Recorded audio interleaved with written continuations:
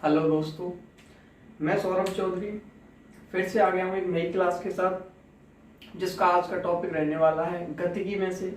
आज से हम गतिकी स्टार्ट करेंगे और गतिकी की पहली क्लास आज से हम स्टार्ट करेंगे गति का नियम, जहां से बहुत ही शानदार कॉन्सेप्ट और क्वेश्चन आते हैं, न्यूमेरिकल निकल के आते हैं। यहाँ से फॉर्मूला बेस्ड न्यूमेरिकल और बहुत सारे कॉन्सेप्ट बनने वाले हैं। बहुत ही शिद्दत से पढ़िएगा गति का नियम।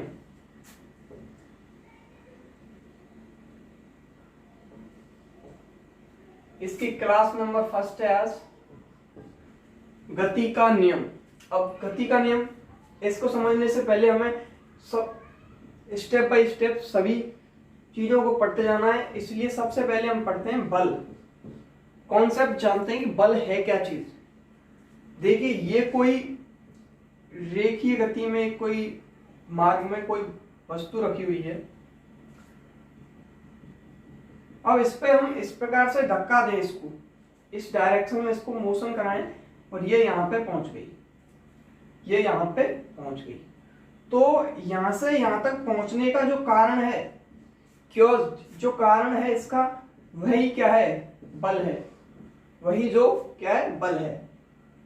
यानी कि इसका मतलब क्या हुआ? बल वह भौतिक कारक है जिसे किसी वस्तु पर आरोपित किया जाए तो वस्तु का क्या अवस्था परिवर्तित हो जाती है। पहले यहां थी तो यहां पहुंच गई। अवस्था परिवर्तन का कारक जो है वो क्या है? बल है। अवस्था परिवर्तन का कारक जो है वह क्या है? बल है। ये यहां से आपको डेफिनेशन समझ में आ गई होगी। अब हम आगे चलते हैं, बल की परिभाषा समझते ही आगे चलते हैं। अब बल दो प्रकार के होते हैं। बल दो प्रकार के होते हैं। क्यों होते हैं? कौन कौन से बल होते हैं? पहला होता है संपर्की बल, संपर्की बल, और दूसरा होता है असंपर्की बल, असंपर्की बल। अब संपर्की बल और असंपर्की बल से हमारा मतलब है कि ऐसे बल जिसको क्रियाशील होने के लिए वस्तु का संपर्क में होना जरूरी है। जैसे यहाँ पे ये कोई वस्तु है, ये कोई पथ है, इनके मध्य का कोई बल कार्य कर रहा है। यानी कि यहाँ पे अगर हम इसे गति कराएंगे तो जो घर्षण बल कार्य करेगा वो कैसा बल होगा? संपर्की बल होगा, क्योंकि इन दोनों के क्रियाशील होने के लिए यहाँ पे वस्तुओं का संपर्क में होना आवश्यक है। वह बल जिसके क्रियाशील होने के लिए वस्तु का बल के संपर्क में होना अति आवश्यक है, वो क्या है? संपर्की बल। दूसरा आता असंपर्की बल। वह बल जिसके क्रियाशील होने के लिए वस्तुओं का संपर्क में आना आवश्यक नहीं है। जैसे देखिए यहाँ पे कूलम बल,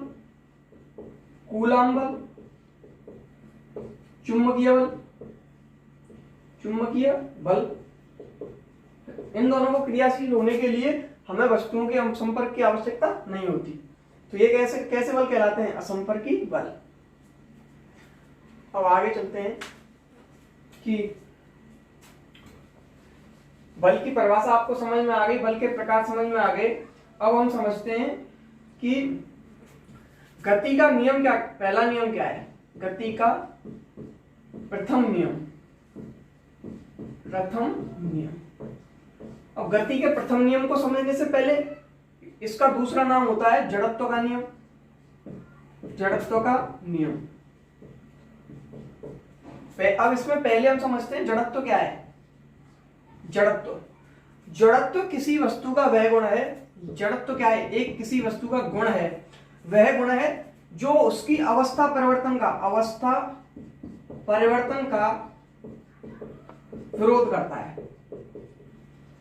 इससे मतलब अवस्था परिवर्तन का विरोध करता है। यानी कि अगर वो यहां पे रखा हुआ है, तो रखा रहना चाहता है, और अगर इस मोशन में गति कर रहा है कांस्टेंट वेग के साथ, तो वह गति करना ही चाहेगा जब तक कि उस पर कोई असंतुलित बल कार्य ना करे। जड़त्व क्या है? किसी वस्तु का वह गुण है जो यदि वस्तु स्थिर है तो स्थिर रहना चाहेगी, गतिशील है समान वेग से तो गतिशील रहना चाहेगी, जब तक कि उस पर क्या कार्य ना करे? जब तक कि उस पर कोई बल कार्य ना करे। वो भी कैसा बल? असंतुलित। अगर संतुलित बल बल कार्य करेगा, संतुलित बल का क्या मतलब है, जितना इधर से उतना उधर से, इधर इधर से इधर से, तो ये तो कांस्टेंट होएगा, यानी कि ये तो उसी मोशन में रहेगा। जब असंतुलित बल कार्य ना करे, स्थिर है तो स्थिर रहेगी, गतिशील है तो गतिशील रहेगी।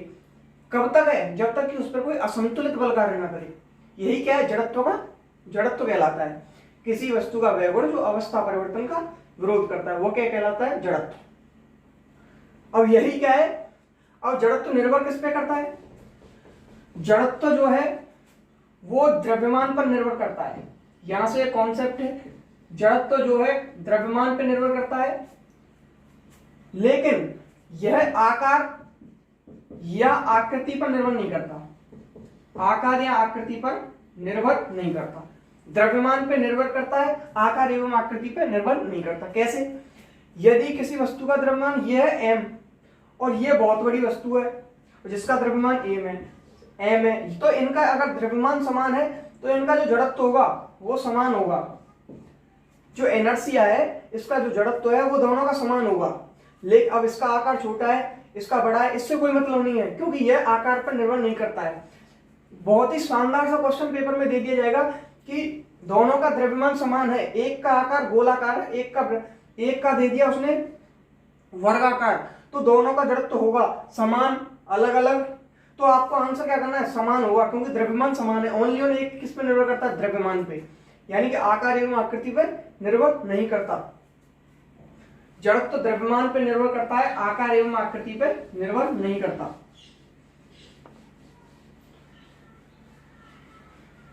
अब यही जड़त्व का नियम या फिर प्रथम नियम क्या कहता है, यदि वस्तु स्थिर है तो स्थिर रहेगी, समान वेग से गतिशील है तो वह गतिशील रहेगी।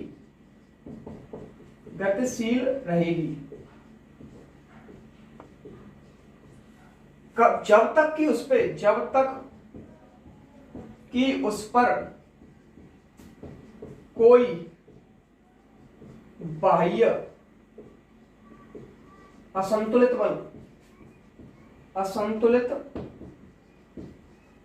बल कार्य ना करे। यही क्या कहलाता है, गति का प्रथम नियम या जड़त्व का नियम। यदि वस्तु स्थिर है यानी कि वेग क्या हो जाएगा, 0, तो स्थिर है तो स्थिर रहेगी, समान वेग से गतिशील है तो वह समान वेग से गतिशील रहेगी, जब तक कि उस पर कोई बाह्य बल कार्य, असंतुलित बाह्य बल कार्य ना करे। अब समान वेग से गतिशील है मतलब v क्या है, कांस्टेंट है। अब v कांस्टेंट है तो त्वरण क्या आएगा, 0, त्वरण 0 है, और यहाँ पे तो वेग बिल्कुल स्थिर है तो उस पर कोई बल कार्य नहीं कर रहा, तो यानी कि एफ नेट इस सिचुएशन में जो आएगा F net is equal to 0, यानी कि v कांस्टेंट भी होगा तो त्वरण क्या निकल के आएगा हमारा, 0, क्योंकि वेग में परिवर्तन क्या होता है, त्वरण, और वेग में परिवर्तन है ही नहीं तो त्वरण तो 0 आएगा। तो f is equal to ma से हम जब इसका मान रखेंगे तो f नेट क्या आएगा, 0, तो यानी गति के प्रथम नियम में f net is equal to 0 आता है। ठीक है, अब गति का प्रथम नियम हो गया कि स्थिर है तो स्थिर रहेगी, गतिशील है तो गतिशील रहेगी। कब तक रहेगी, जब तक कि उस पर बाह्य असंतुलित बल कार्य ना करे। शब्दों पे ध्यान दीजिएगा, असंतुलित बल, बाह्य असंतुलित बल कार्य ना करे। नेक्स्ट, और जो असंतुलित बाह्य बल कार्य कर रहा है, ये क्या है, हमें परिभाषा दे रहा है, अपनी बल की परिभाषा दे रहा है। गति का प्रथम नियम क्या कह रहा है, गति का पहला नियम हमें बल की परिभाषा देता है। गति का पहला नियम, इसे नोट में लिख दीजिएगा, गति का पहला नियम बल की परिभाषा देता है। गति का प्रथम नियम देता है बल की परिभाषा, बल का परिमाण, बल का परिमाण या बल का सूत्र। तो option number A is correct answer, बल की परिभाषा देता है गति का प्रथम नियम, क्योंकि यह अपने ये जो बल कार्य कर रहा है उसकी अवस्था में परिवर्तन कर रहा है, यानी कि अवस्था परिवर्तन कर रहा है। तो मैंने आपको पहले बताया था कि जो अवस्था परिवर्तन करता है वही क्या होता है, बल। तो ये क्या दे रहा है, गति का प्रथम नियम जो है वो हमें बल की परिभाषा देता है। अब चलते हैं गति के दूसरे नियम पे। गति का दूसरा नियम क्या कहता है,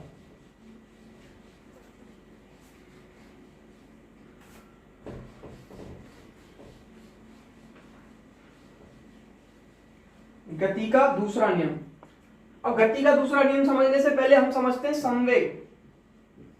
संवेग क्या होता है? आप सभी जानते होंगे संवेग क्या होता है। रेखीय गति करती हुए, रेखीय गति करती हुई किसी वस्तु का, रेखीय गति करती हुई किसी वस्तु का संवेग उसके द्रव्यमान तथा वेग के गुणनफल के बराबर होता है। रेखीय गति करती हुई वस्तु का संवेग उसके द्रव्यमान और उसके वेग के गुणनफल के बराबर होता है। ये आपको समझ में आ गया होगा। संवेग क्या होता है? रेखीय गति करती हुई किसी वस्तु का द्रव्यमान तथा वेग का गुणनफल क्या होता है? संवेग होता है। और संवेग कैसी राशि है? एक सदिश राशि है। संवेग एक सदिश राशि है। संवेग एक सदिश राशि है जिसकी दिशा क्या होगी? जिसकी दिशा होगी वस्तु की गति की दिशा में, वस्तु की गति की दिशा में यानी जिस दिशा में वस्तु गति करेगी उसी दिशा में क्या होगा? संवेग। अब ये कोई वस्तु है यहाँ रखी हुई है। अब यहाँ पे हम ये बल लगाएं और इसे आगे की तरफ मोशन कराएं तो ये एक क्या इसका दूसरा बल की दिशा में भी हो जाएगी। भाई हम क्या कह रहे हैं कि अगर वो मोशन कर रही है तो उस पर कोई ना कोई बाह्य बल कार्य कर रहा होगा। तो या तो हम ये लिख सकते हैं गति की दिशा में ऑप्शन होगा, जिस दिशा में वस्तु गति कर रही है उस दिशा में होगी संवेग की दिशा, या फिर जिस दिशा में बल कार्य कर रहा है इस डायरेक्शन में मोशन कर रही है तो बल भी इस डायरेक्शन में लग रहा है तो इसकी क्या होगी? बल की दिशा में या फिर गति की दिशा में। संवेग कैसी राशि? सदिश राशि जिसकी दिशा क्या होगी? गति की दिशा में या लगने वाले बल की दिशा में। अब इसका मात्रक क्या होता है? मात्रक देखिए, मात्रक द्रव्यमान का मात्रक क्या होता है? किलोग्राम। वेग का क्या होता है? मीटर प्रति सेकंड। किलोग्राम इंटू मीटर प्रति सेकंड किसका मात्रक हो गया? संवेग का। इन डाउट कि किलोग्राम इंटू मीटर प्रति सेकंड। अब इसकी विमा निकालते हैं। विमा क्या होती है? द्रव्यमान की विमा क्या हो गई? m1 और वेग की क्या होती है? L1 t - 1। ये किसकी विमा आ गई हमारे पास? संवेग की विमा आ गई। उसकी सदिश राशि है ये, गति की दिशा में इसकी डायरेक्शन होती है। मात्रक आ गया, विमा आ गया। अब एक चीज समझते हैं इसी फॉर्मूले से। अब क्वेश्चन में हमें वो बोल देगा एक चीज, जब न्यूमेरिकल देगा तो हमें कोई भी सवाल दे देगा और हमसे कह देगा कि वेग नियत है। ये शब्दों पहले क्वेश्चन को ध्यान से पढ़ना है। अगर उसमें बोल देगा कि वेग नियत है तो संवेग समानुपाती होता है द्रव्यमान की। यदि किसी वस्तु का वेग नियत है तो संवेग जो होता है वो समानुपाती होता है सीधे द्रव्यमान की, यानी कि द्रव्यमान पे निर्भर करता है। द्रव्यमान ज्यादा संवेग ज्यादा, द्रव्यमान कम संवेग कम, समानुपाती है तो। और अगर हमसे बोल दे कि संवेग नियत है, अगर संवेग नियत है तो क्या होगा? संवेग नियत हो जाएगा तो यहाँ पे क्या आ जाएगा? k = mv। इसे नीचे लाएंगे k/v = m। k क्या है? एक नियत है, इसे कोई मतलब नहीं है तो इसका मतलब क्या हो जाएगा? 1/v समानुपाती m। यानी कि जो द्रव्यमान है वो वेग के क्या होता है? व्युत्क्रमानुपाती। द्रव्यमान जो होता है वो वेग के व्युत्क्रमानुपाती होता है। यदि वेग ज्यादा है तो द्रव्यमान कम होगा, वेग ज्यादा द्रव्यमान कम। अगर वेग कम होता है तो द्रव्यमान ज्यादा होगा, नॉर्मल सी बात है। यदि संवेग नियत है तो ये सिचुएशन बनेगी, वेग बढ़ेगा द्रव्यमान कम है। अगर वेग कम हो रहा है तो द्रव्यमान ज्यादा होगा। और यहाँ पे अगर वेग नियत है, तो यहाँ पे संवेग जो होगा वो क्या होगा? द्रव्यमान के समानुपाती होगा। आशा करता हूं आपको ये संवेग समझ में आ गया होगा। अब हम इसे पढ़ते हैं कि गति का दूसरा नियम क्या कहता है। गति का दूसरा नियम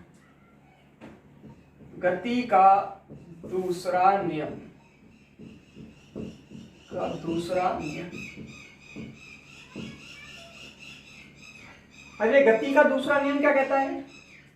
ध्यान से समझिएगा। ये यहाँ पे कोई वस्तु है जिसका प्रारंभिक वेग u है, और डेल्टा t समय बाद लाइट चली गई है।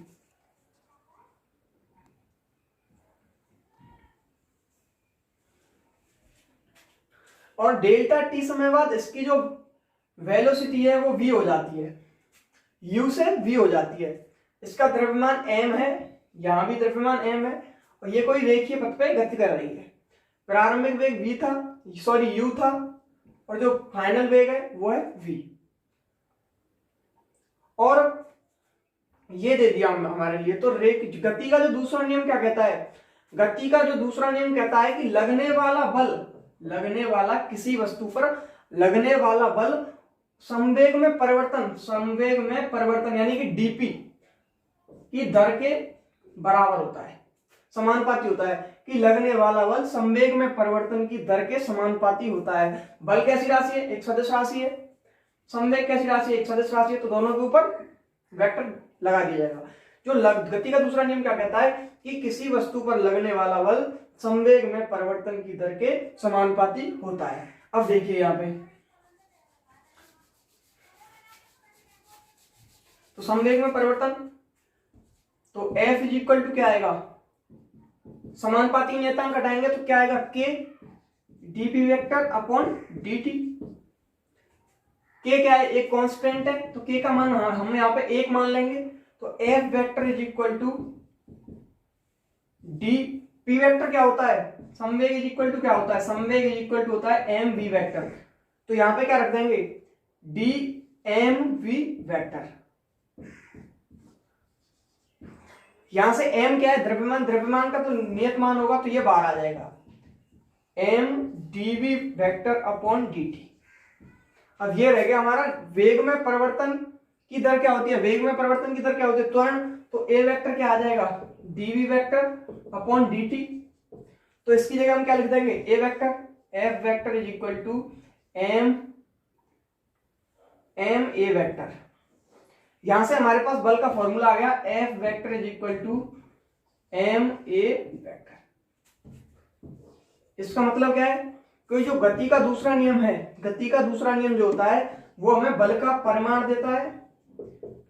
गति का दूसरा नियम जो होता है वह हमें क्या देता है? बल का परिमाण देता है। बल का सूत्र वहीं से निकल के आया है, उसी से हम परिमाण निकालेंगे। तो इसका मतलब होगा गति का दूसरा नियम हमें क्या देता है? बल का परिमाण, बल का परिमाण देता है। क्वेश्चन पूछ लिया जाता है गति का दूसरा नियम हमें मतलब दर्शाता है, यानी कि बल के परिमाण को, बल के परिमाण को। पहला नियम क्या देता है? बल की परिभाषा को। अब यहां से एक कॉन्सेप्ट समझते हैं। यहां से देखिए कि ये गति का दूसरा नियम लिख दिया हमने। अब गति के दूसरे नियम के अनुसार अब आप एक बात सोचते होंगे, जब कोई क्रिकेटर मैच खेलता है तो वो अपने हाथों को पीछे की ओर करता है। जैसे बॉल आ रही है तो वो इसे पीछे करता है। क्यों करता है? जैसे बॉल आती है, तेज आती है, तो जैसे जैसे हम पीछे करते जाते हैं तो उसका क्या है? समय बढ़ता जाता है। बॉल के साथ हमारा संपर्क समय बढ़ता जाता है।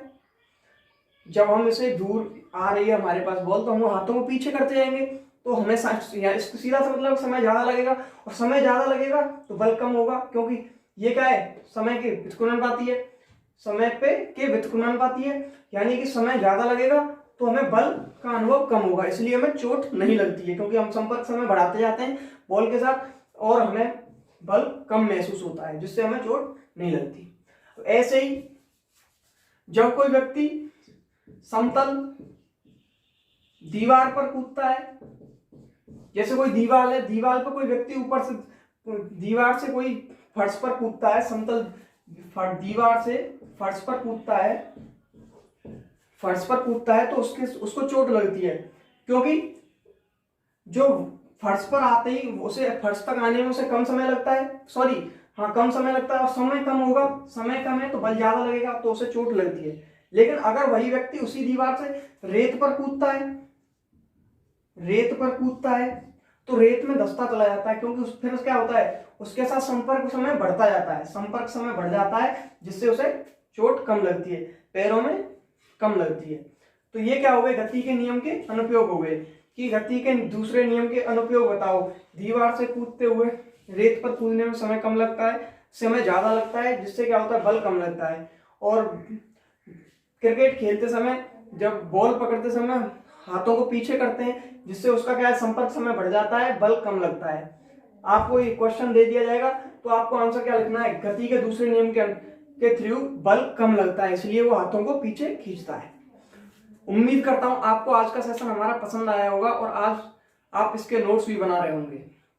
और मैं आपको बता दूं कि बहुत जल्द गतिकी को हम समाप्त करेंगे। मैक्सिमम 15 दिनों में हम इसे कंप्लीट कर देंगे। 15 से 20 दिनों में हम 11th की फिजिक्स को कवर कर लेंगे। यदि आपको मेरे द्वारा पढ़ाई गई फिजिक्स पसंद आ रही है तो प्लीज मेरे चैनल को सब्सक्राइब करो, सपोर्ट करो। Thank you. मेरे दिल